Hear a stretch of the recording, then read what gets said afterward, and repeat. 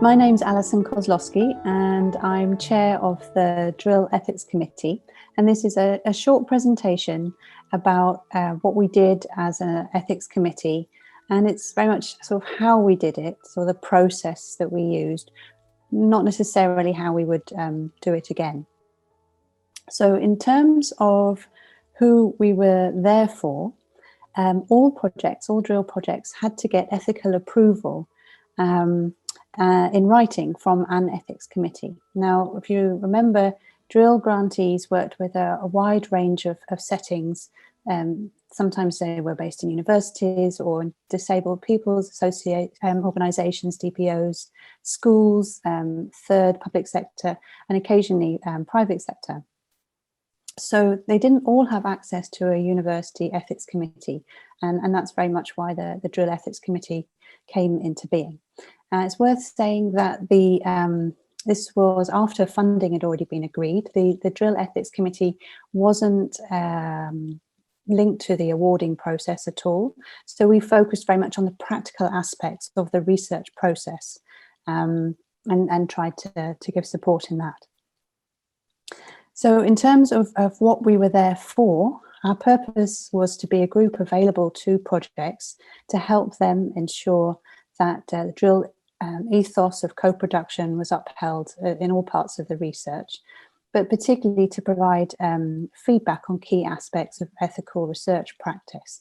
And we were particularly keen on working to ensure safeguarding of safety and well-being of everyone in the research process. So the research participants, but also the research teams themselves.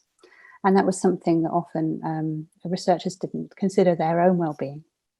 And then we were very much there to learn about the good practice from the projects as interested friends, if you like. So we worked to core principles. And I can share our document which sets out the core principles, and you can see them here on the screen. So first one was to have integrity, and this means many things, but also it refers to making sure that you keep things, you adhere to any laws. And GDPR legislation came in during the drill projects time, so that was something for us to learn about and to support projects with. It's also with regard perhaps to having integrity when you liaise with the media as a project, that sort of thing. Another principle was to be responsible for the well-being of project participants and also researchers. We were ensuring people were thinking about anonymity, privacy and confidentiality aspects of the research process. We were checking that there was always a thought to work in co-production with disabled people. Another of the principles was to consider how your ways of working would maintain the reputation of drill disability research, thinking about the sort of legacy of drill. And the last one was very much that there's to be no covert research.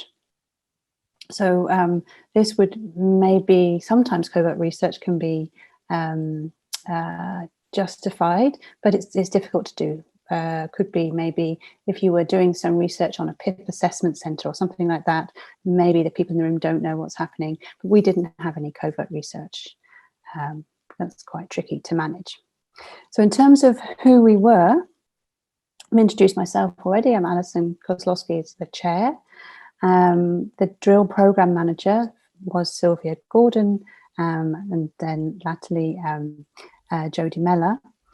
We also had Peter Scott, Sarah Parsons, Jackie Gulland and Brona Byrne representing the Four Nations, and previously John Hughes as well from Northern Ireland.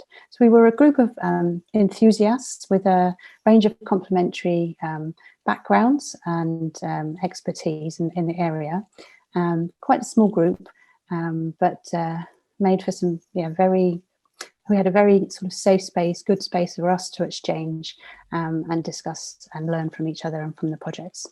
So in terms of how the ethics committee actually worked, we wrote the Drill Ethics Committee, the Drill Ethics Policy, which I can share with you if you're interested. It's available on request. We designed an ethical approval assessment document, which we sent to projects, sort of a pro forma to work with. And we asked for full project documentation, the proposal and any related materials such as consent forms, participant information, sometimes survey documentation. So it was a very written focused process, and we might do this differently in hindsight.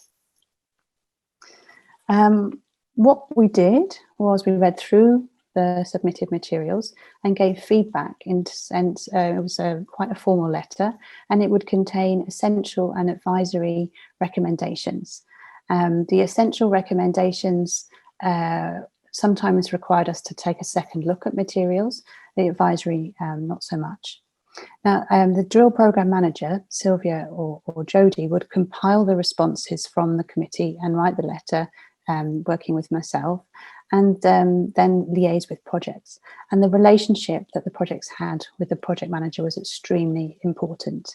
Yeah, I can't emphasize that enough, really, how that sort of translation aspect of this relationship was very, very good, very necessary. Most of the discussion around how we decided what to do happened at meetings, face-to-face meetings that we had as a group, and this meeting time was very important.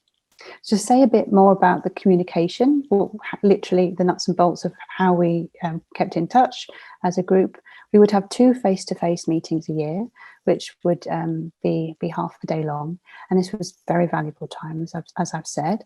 We then had email contact between us to make interim decisions. We did try a shared drive, but with limited success. Maybe that's one of the difficulties of co-production across sectors. Is sometimes we don't share the same platforms, and so that was a bit tricky. Maybe that becomes easier as technology comes forwards.